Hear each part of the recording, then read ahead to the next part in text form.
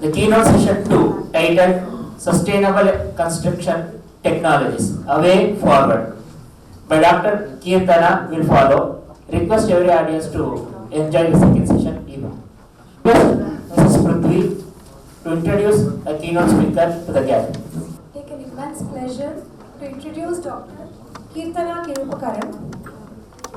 So Dr. Keerthana is an assistant professor in the Building Technology and Construction Management Group in the Department of Civil Engineering at IIT Madras. She completed her B.Tech in Civil Engineering from National Institute of Technology, Tiruchirappalli.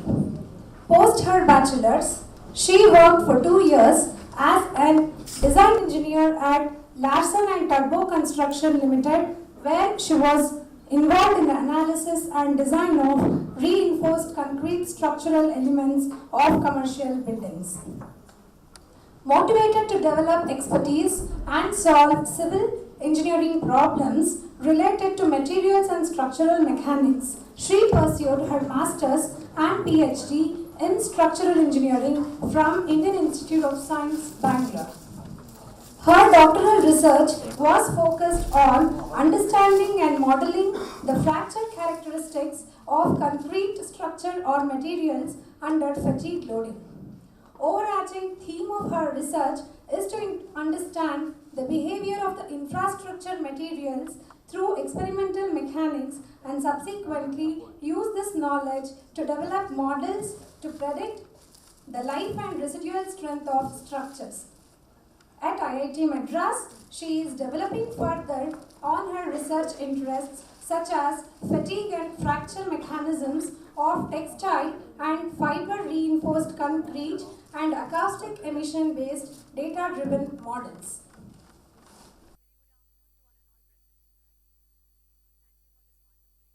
So I'm Keerthana from the Department of Civil Engineering at Madras. So today I welcome you all to my talk on sustainable construction technologies, a way forward.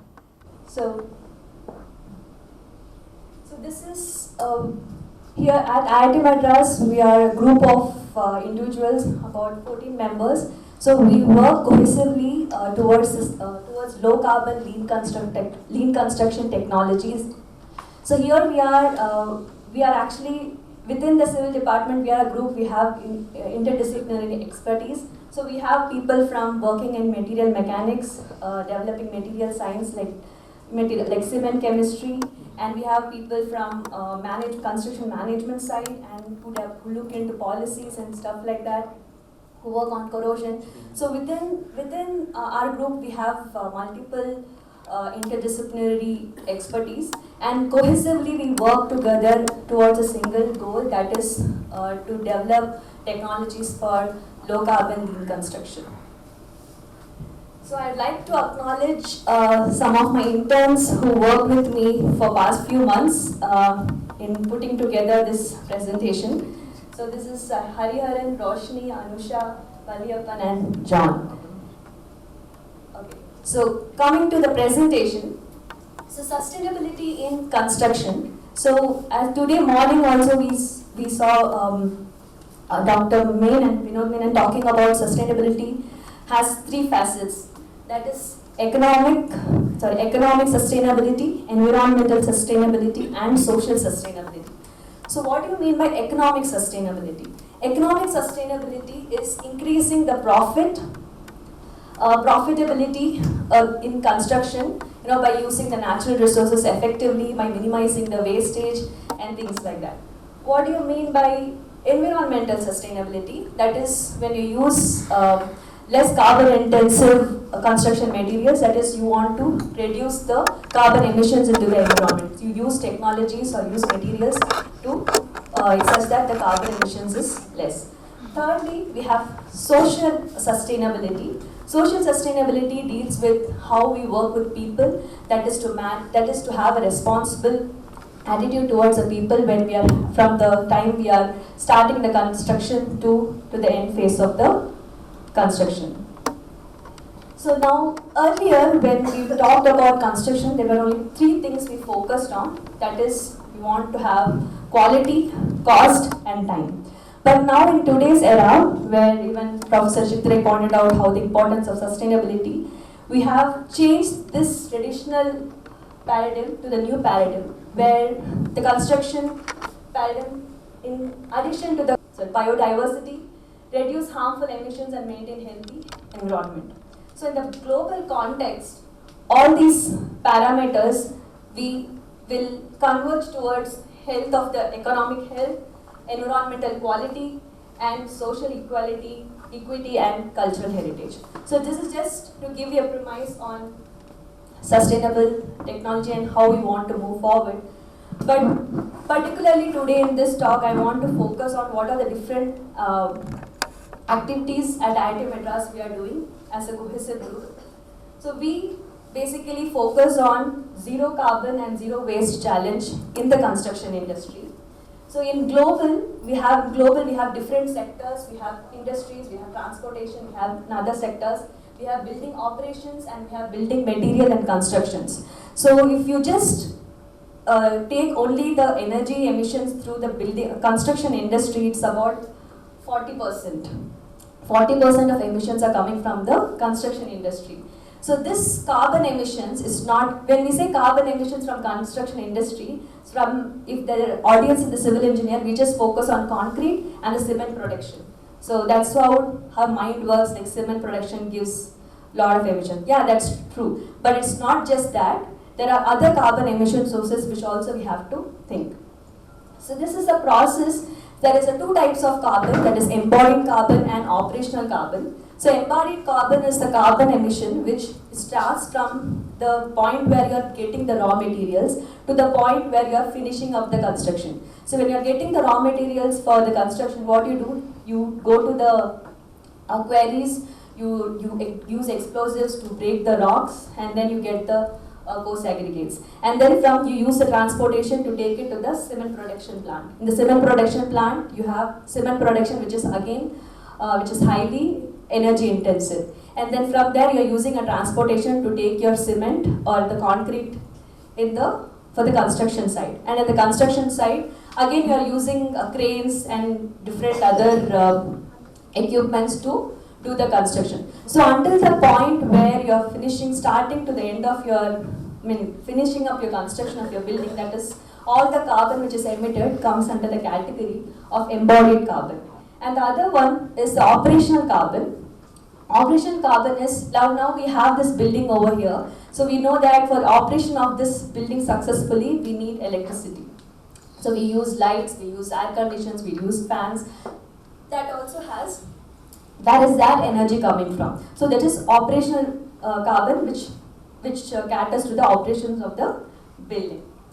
So this, I just wanted to go a little bit in detail about this entire process of embodied carbon and operational carbon. So this is, as I told, so this is the embodied carbon coming from the manufacturing emissions, and then we have from the transportation, and then because of the installation processes, and then we have, once the building is built, then you have operational emissions coming from lighting, plugs and so on. And then also if there is some repair has to be done in the building, that also again comes in the operational carbon category.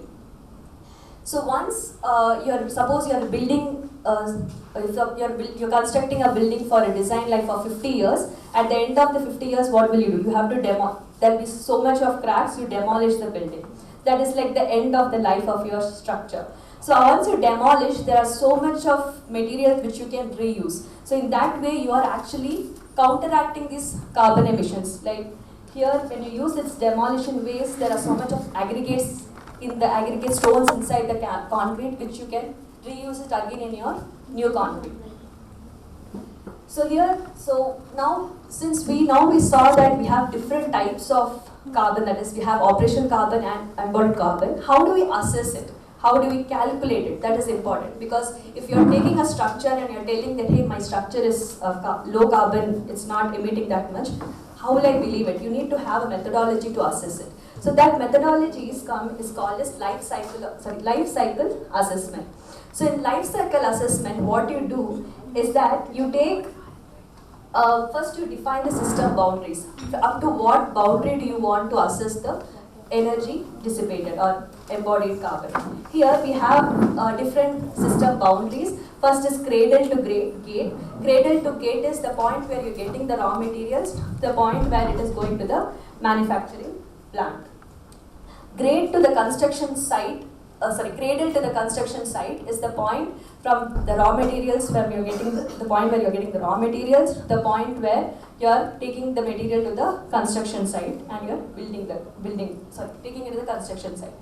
Cradle to handover, it's up to the point where you're finishing up your building. So you define like this different boundaries, and each of these boundaries you calculate for every point of source what is the carbon emission.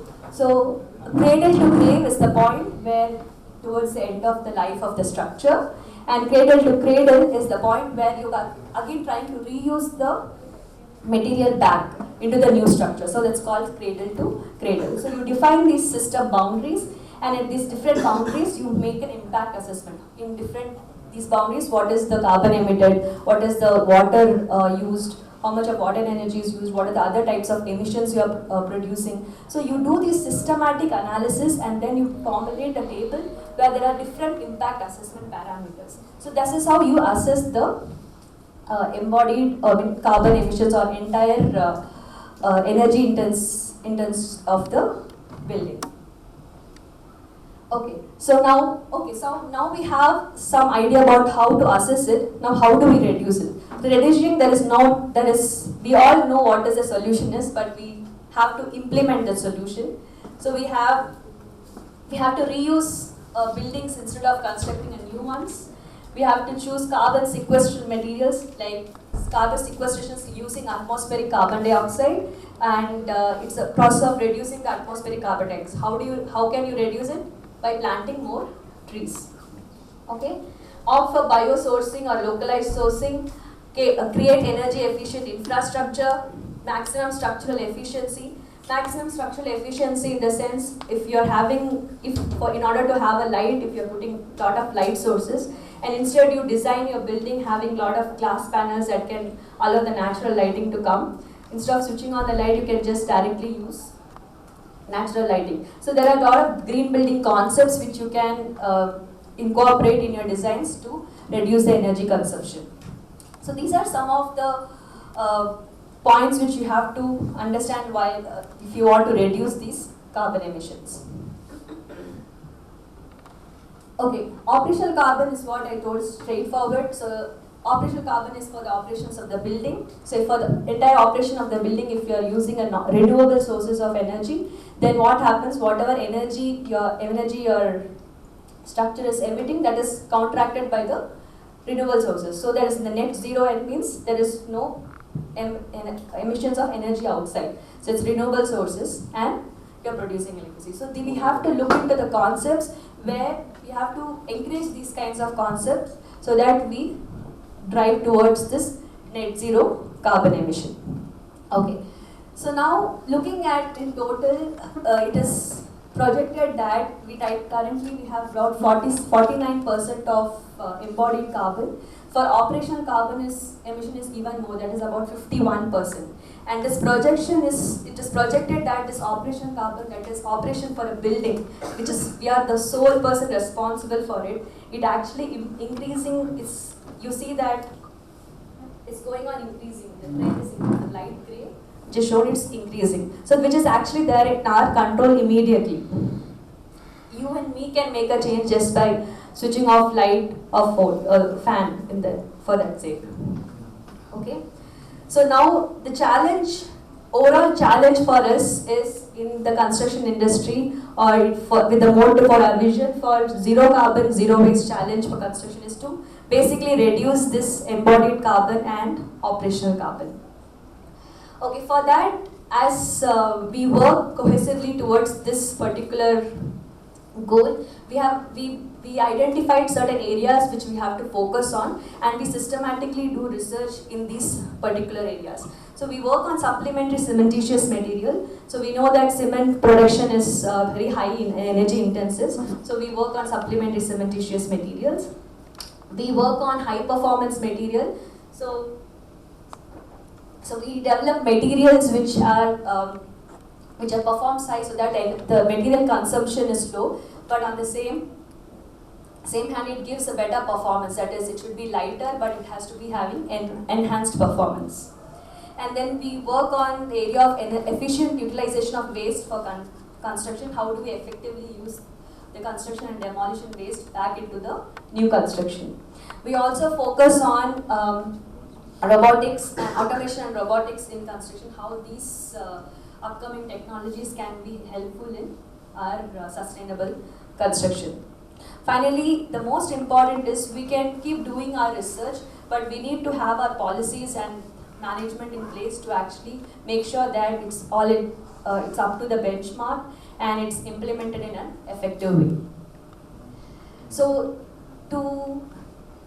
in order to do all this, we focus on translational and transformational research. Transformational research means there are basic fundamental research which we do, but it's not just enough that we do fundamental research. We have to focus on research such that it directly gets converted into a technologies which can be implemented immediately for our benefit.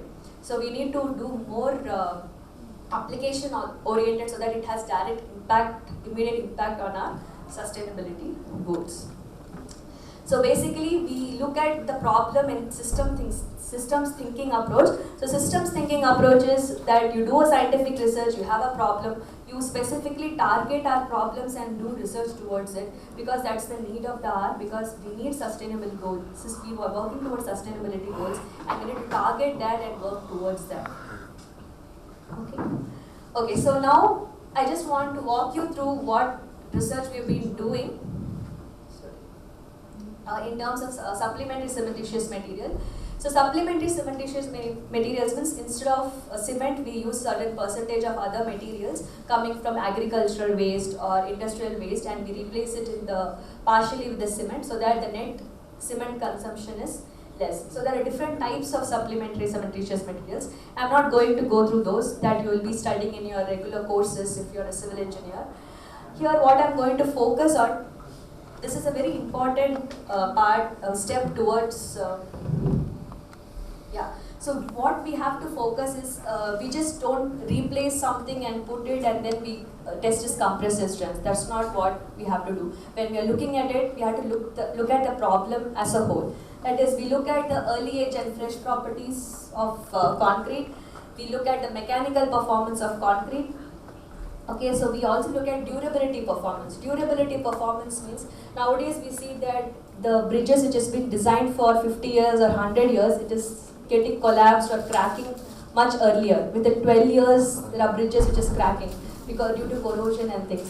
So it's not just enough that we are having a structure for its strength, but it has to be durable. In order to make it durable, we need to look at the problems on corrosion, we need to look at if there is a crack, how to reduce the crack width. All these are the problems which you have to focus. So durability is also very important, because if you want to repair the structure, it costs you double times, it can even cost you 1 times your original cost. So when you are investing, you have to ensure that you are also accounting for this durability aspect in your building. So we look at the microstructural characterization, look at service life modeling. We look at in all these aspects, we look at the sustainability potential. So we actually perform life cycle assessment when we are developing new material. It's not just that we develop a material and we publish the paper. You have to do the life cycle assessment and ensure that yes, my material is having less carbon footprint. So you need to use a systematic approach towards whatever you do. Okay, and this is a new supplementary cementitious material. It has three blended components. It's called as LC3, that is limestone calcined cement. So in general, how many civil engineers are here in the hall? Any civil engineers? Yeah, okay, thanks. So, because these are some technical things which I think they will understand better. So in general, for cement, for concrete production, we use OPC, that is ordinary Portland cement. So that is up to 95%, and gypsum, we use about 5% of gypsum for workability. here this new cement is LC3, which can reduce the clinker. Clinker is the process which is very energy intensive in the cement production. So here we are reducing the clinker percentage by 50%, and instead of that we are adding calcined clay, that is 30%, and this 15% limestone and 5% gypsum. So what happens here is that this reduction of clinker by 50% is significantly reduces the carbon emission in the cement production. So just to give you a comparison, so if you have this OPC is your regular cement, and you have 5% gypsum there, and if you have LC365, it's like 65% clinker, you have seen different, you are reducing substantial amount of OPC cement here. So this LC365 and LC350 that's the percentage of cement there, or you can say the clinker products there. So these, if you look at a cement bag made up of LC3, so you have in this bag you'll have 25 kg of Portland cement, and the other products will be, whereas in the usual bags you'll have 95% of the Portland cement. So this reduction in cement content in per bag gives us a very good indication for us, like how well we can do in reducing the carbon emission when you use these supplementary cementitious materials. Okay, looking into the high performance material. So high performance material, you must have heard about fiber reinforced concrete. So fibers are small fiber material, like usually we have steel fibers, which we mix it with the material and to enhance its properties. So in nature, the birds have been using it for ages and ages. So you see, this is a band swallow bird, where it uses this straws and twigs in combination with the mud to actually build its nest. So, and we've been using it in general for mud bricks. We've been using straws and hairs to actually have this better tensile capacity in our bricks. So commercially in our concrete, we started using fibers in early 1920s, and it started its widespread application in 1960s. So here, just to give you what adding fibers to the concrete do. So in general, brittle material. So this is a load versus deformation curve. So you keep applying the load in a material, the material deforms, right? So what happens if you take a glass, you can keep on loading the glass. After a certain point, it will just break open. So that's a brittle failure. So once, if you have a plain concrete, it can go to the top, and after reaching the maximum load, it slowly shows a softening behavior. So this drop in the curve, gradually it's called a softening behavior. But when you use fibers in concrete, it substantially increases the load carrying capacity beyond the maximum load point. So what it helps is that even after cracking, it does not allow my cracking faces to expand further. So it holds these cracking faces in position so that we have sufficient time to do some repair or do any rehabilitation or improve the durability of the structure. Okay, so this is getting more into mechanics. I think I'll skip it with the interest of the audience. So these are the different applications of fiber reinforced concrete. So we've been applying it in airport runways, highways, and specifically in pavements where you have a lot of vehicular loads and impact loads. And we're using very substantially in tunnel linings. In tunnel linings, we usually foresee a lot of cracks. So these fibers, incorporation of these fibers improves its capacity. And we also use in pipes, circular concrete pipes. These are some of the applications. So, of course, there will be advantages and disadvantages. The advantages of using this high performance fiber reinforced material is that it can have a better crack fit control, it can prevent corrosion and improves the durability of the structure, reduction of cracking and shrinkage, increased tensile strength and impact resistance of concrete. Well, there is going to be a disadvantage as well, because when you add fibers in concrete, it's not very easy to mix. There's always something called as balling effect. So often if the person who's actually doing the mixing has to be well trained in what systematic procedure the fibers has to be put in the concrete and the way it has to be mixed. So we have to concentrate on those procedures to avoid, because if you have this kind of balling effect and you have a chunk of it in your concrete, that particular zone is going to be really weak, and that particular zone is going to break when there is a load. So we have to be little careful. Okay, so this was one of the material. So coming to the next high performance material which we work on is textile reinforced concrete. I don't know how many of you are familiar with this textile reinforced concrete. So textile is, we usually use this terminology for our clothes. So here we are using glass fiber textiles or carbon fiber textiles in concrete. So basically what we do is, you see here the picture here, so it shows you a textile fabric made up of these fibers, and we actually reinforce it in the concrete, and what it does is it can bend without cracking. It has a very high ductility and bending capacity.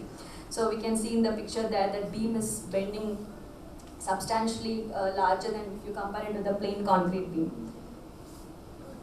So this is a structure in Dresden where they have made these precast panels using textile reinforced concrete, and they have assembled to make this architecturally pleasing structures. So these uses very less cement components, so we are reducing the material consumption and yet getting the load carrying capacity we desire. So nowadays this is actually in Mumbai. This is it's called Raina Industry, where they develop textile facade panels made up of textile reinforced concrete. So all these panels which you see, which looks very beautiful, it's made up of this textile reinforced concrete. So all these, and one of the important thing is most of these structures, existing structures, which are not durable because of the steel corrosion. Okay, so here one of the important factor here is we don't use steel reinforcement. So the problem of corrosion is completely neglected. So in that way, we are actually saving a lot of money on repair and rehabilitation of the existing structures. And all these features like improved capacity, using less material consumption, and corrosion-free property makes it a highly sustainable material. So while, of course, this is a newly emerging material, so the behavior of this material depends upon different parameters, like you have different textile layers, number of layers differs. So the mechanics of the way this material will behave under loading is even more complex than the regular material. So we have a lot of research has been going, so we are conducting a lot of mechanical performance tests in order to understand the behavior of this material.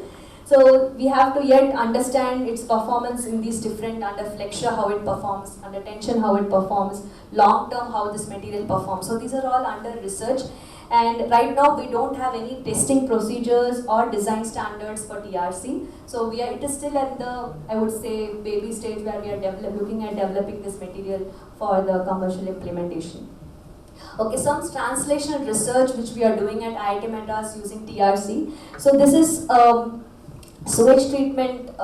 This is a tank for a sewage treatment plant. So these are some of our students at IIT Madras. We actually did this. Since it does not corrode, we were able to make the sections thinner, and we actually installed these units in our own hostels at IIT Madras. So this is one example of, we just don't do the basic research, is of course necessary, we also translate it in such a way that it's actually implemented for the betterment of the society. So these are some of the tests which has been conducted. This is a test for creep. So creep is nothing but when you load the material under a constant loading over a long time, sustained loading over a long time, it will deform. So we have developed these setups to understand its behavior for long term, and we are doing some retrofitting using textile reinforcement. So you have a column, if it's having broken, so we wrap it with this textile reinforcement, and then we use the mortar to confine it. So this is foldable tank. So this we made 4 different units of TRC panels, and then we joined it together to make this foldable tank. This is just exploratory part which we were doing with our students. But this type of research is necessary when we have to march towards the sustainability goals. Okay, so this is important. So as I told, one of our goals is to utilize waste for efficiently utilize waste for construction. So we have, in India, we have tremendous construction and demolition waste. So here's the estimation. So this is a significant underestimation which you see here. And the same goes for reserves, the raw materials required for making concrete. So it is estimated that the limestone, which is one of the important ingredient for making cement, is going to exhaust in next 30 to 40 years. Like as Professor Chitrai said, I'm not just giving numbers. I have this is all taken from relevant sources. And here, these are different.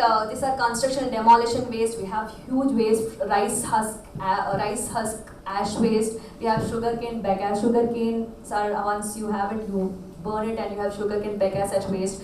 So here, currently availability of biomass in India is around 500 million tons per year. So it's a good way we can use these waste into the construction of our buildings. So one of the things which we tried is to use the construction and demolition waste into the new construction. So when you are demolishing a building, so concrete is made up of what? Stones, water, sand, cement, and so on. So we all know that.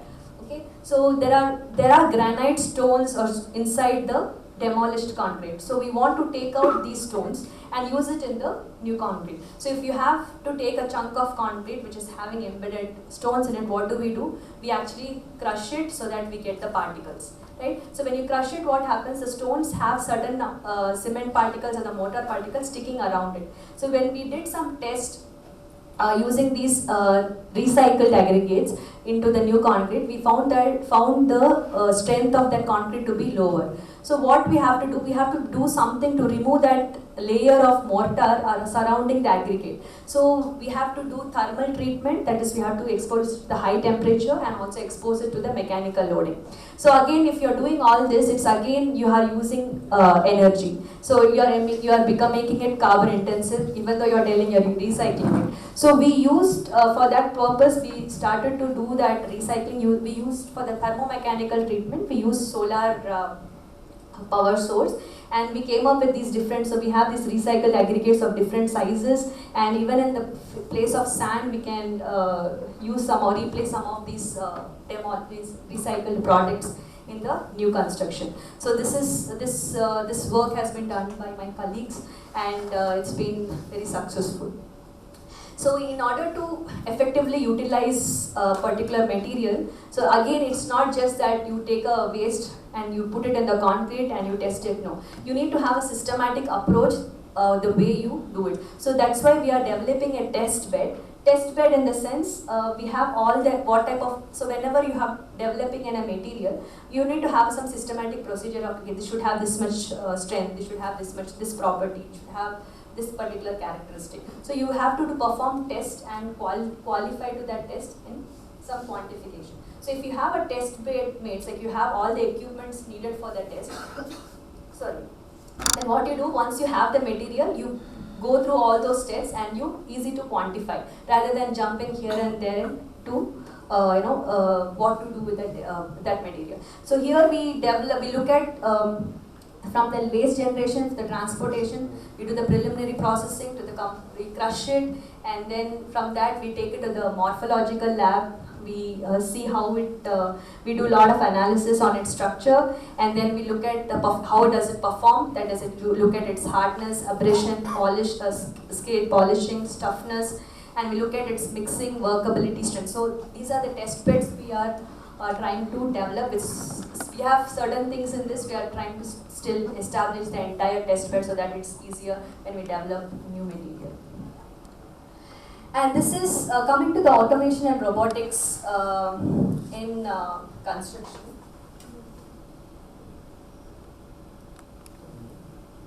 So this video is supposed to play. Okay. So here,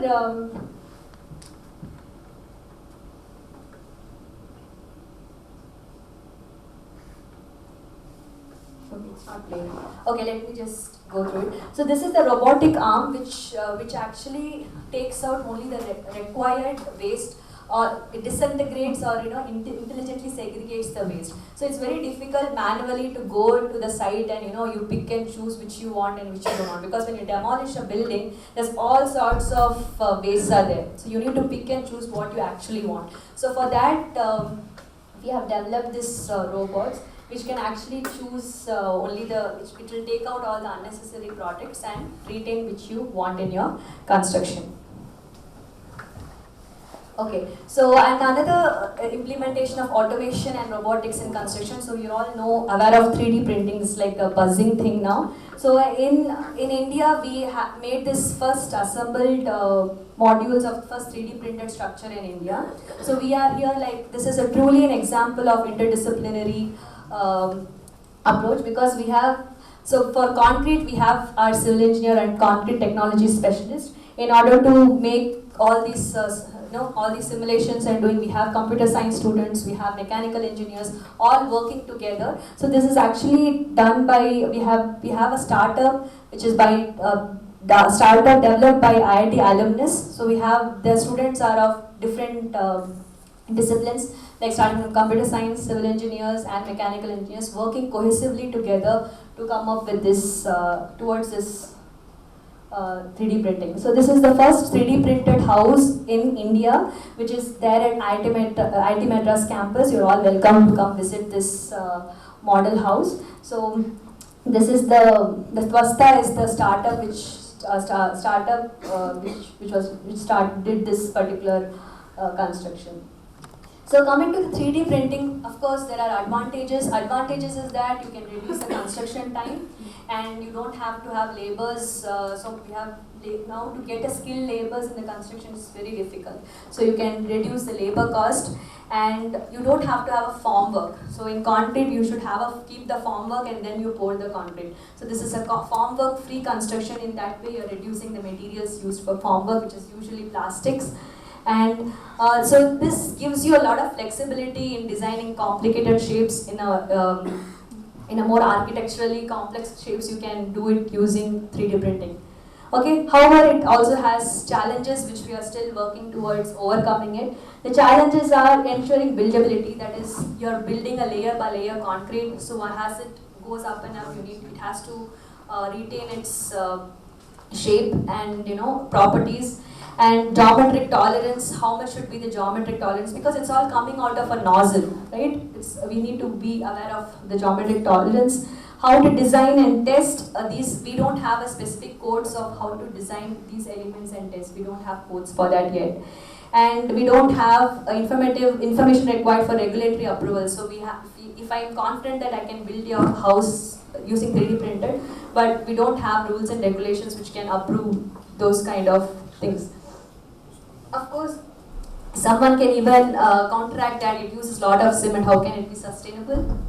Right now, at this particular stage, it is going towards that direction, but it's not yet there. So we need to again do a life cycle assessment of it properly in order to substantiate whether it is actually a carbon intensive or it is low carbon intensive. Okay. So these are some of the examples which people are using this automation and robotics in construction, which we can implement. Which is like for demolishing certain things, it's very difficult to demolish using the cranes. You can use demolition robots for that. This is 3D printing, which I just talked about. And for bricklaying robots, so this is it's been used in different abroad countries. So they use robots for laying bricks. So there is drones. So usually if you want to survey a particular site, it's very easy to use the drones to do that and to get the information on the cloud and then process it from remote. So all these, your Internet of Things, this data from AI will be really helpful here. And then you have welding robots. So welding humans do, it's a really difficult process. We can use robots for that. And forklift robots for lifting things.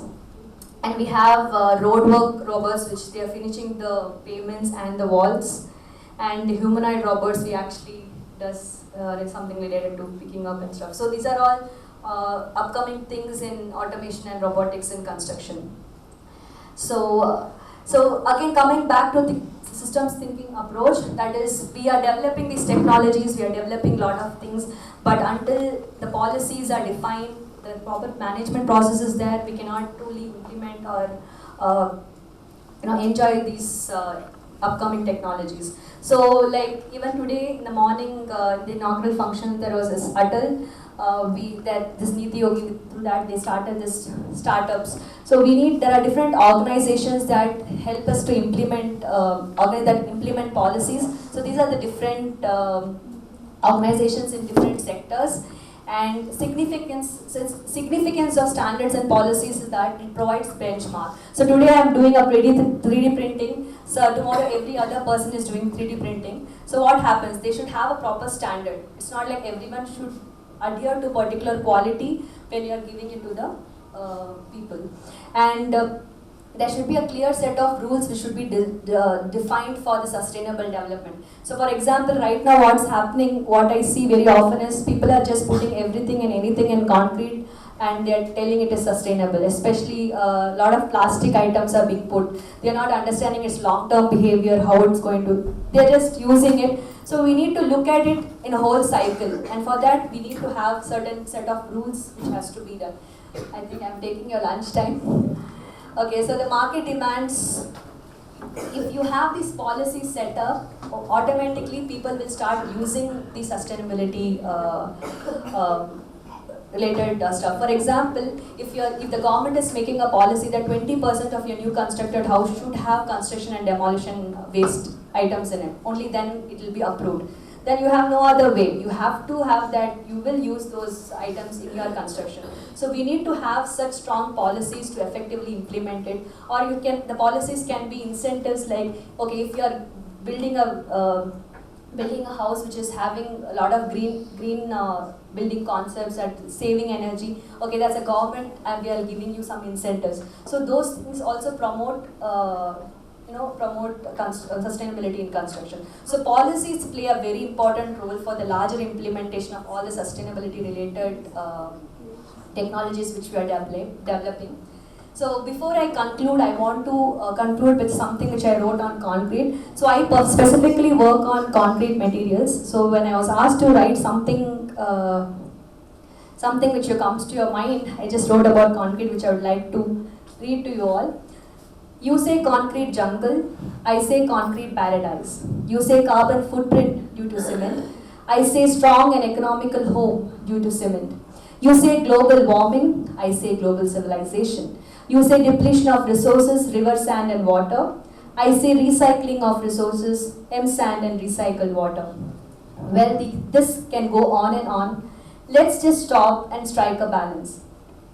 Concrete is one of the widely used construction material in the world, from our tiny homes to Burj Khalifa, bridges to dams, highways to metros, from the poorest to the richest countries, concrete has revolutionized nation building through infrastructures. One of the biggest reasons for the popularity of concrete is that it is both strong and cost effective. As it is famously quoted, there is no light without a shadow. Production of cement, the primary ingredient of concrete, contributes to about 10% of the total carbon dioxide emissions worldwide. India, being the third largest cement manufacturer in the world, contributes to about 7% of total carbon dioxide emissions due to cement. Driven by the demands of urban and commercial infrastructure, cement production in India is expected to double by 2050. While we know the environmental downside of concrete, it continues to be the king of construction materials still. Concrete scientists across the world are in constant quest to reduce the environmental impact of concrete, developing different techniques and technologies. To name a few, carbon sequestration, which is the process of capturing and storing atmospheric carbon dioxide, concrete 3D printing technology, which is the digital fabrication of cementitious components by eliminating formwork, supplementary cementitious materials such as fly ash, blast furnace slag, which are industrial byproducts from coal and steel plants, used to partially replace cement and concrete. Novel cementitious materials like fiber and textile reinforced concrete enable production of thin and light structural components. Efforts are in place throughout the world to strike a balance between the shadow and light of concrete. Finally, if you say concrete is grey, I say I can make it grey. So with that, I thank you all for your attention and I'm open for questions. Thank you.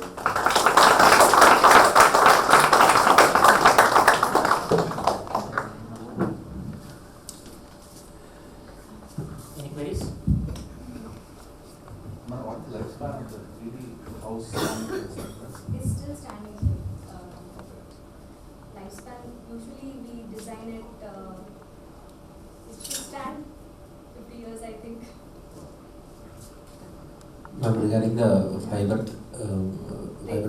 textile foundry, can we get a constant supply of same type of fiber material? Because at my colleagues tried to make a fiber reinforced foundry, and they ordered for one and they got the sample. But afterwards, when they ordered for the same material, they told that they have to stop the material, the production of that textile material. So how can we solve that? Yeah, so that's a good question. Because when we are doing research, we are actually getting this textile from Saint-Gobain, which actively does a lot of Saint-Gobain company, which is a glass company, which they use, since we use glass textile fibers, so some of our supplies comes from them. So the local suppliers, I don't know where they are getting it from and how the quality of it. So in order to ensure the quality, you need to always get it from the best source. Because this is an upcoming material and usually some of it are imported. So initial stage, whichever technology we are starting with, it's going to have a capital cost. So gradually when things go in our way, things reduce. So the quality is very important because when you get some material, you need to perform certain tests on them. Like you need to do the fiber pull-out test and see whatever tensile strength they are mentioning along with the properties, it is actually there in the material or not. So we need to do some basic tests to see whether whatever they are claiming is actually there in the product. Is there any studies happening like using natural fibers for textile materials? What are the issues? So there are research happening using natural fibers, not in the form of textile, but they are using coconut coils. Coconut coils are there, so they are using those fibers in the cement. So that actually reduces the plastic shrinkage. So usually if you see concrete in the top, when you have newly built house, there will be some water will be stagnant on top. So what happens is when it dries off faster, there will be some cracks you can see even during the construction phase itself. So that is called plastic shrinkage. So in order, our studies have been found that when you use this coconut coils in your concrete, this plastic shrinkage is reduced. So the research is ongoing, but in general with the natural fibers, we have found that the overall strength is not that much of the concrete when you are using. But the studies are still going on. If you treat the natural fibers, will there be any increment in strength? Yeah, you can treat. Yeah, there is an increment in strength, but the way you treat is also different. Again, becomes carbon intensive. So the way you treat what you use also. So that's why whatever we do this life cycle assessment. There is a cost effective this one fiber. Yeah, for the long time performance, yes. For example, when we have, especially for the tunnels, in tunnel, using fiber reinforced concrete, one of the first projects in India we were involved.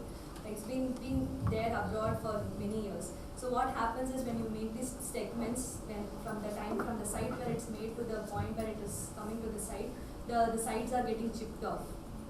So when we're adding these fibers, what happens? It keeps them intact.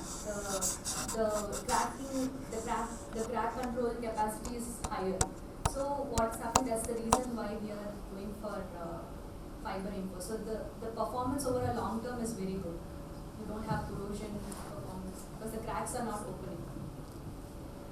Is it possible to make a standardization of the design in the industry? Because a lot of research is going on, different fibers are there, cementitious materials are there, but a standardization or a code book is not a started. Yeah, actually in India we have an FRC for the fiber. We have just a code for the mechanical performance testing, the way how to test the fiber reinforced beams.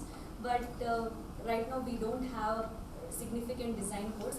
We actually take a lot of our design methodology from ACI, American Concrete Institute, and there is a code for tunnels specifically. So we are currently using it. So we are in the process of coming up with the code specifically for fiber reinforced concrete design as such.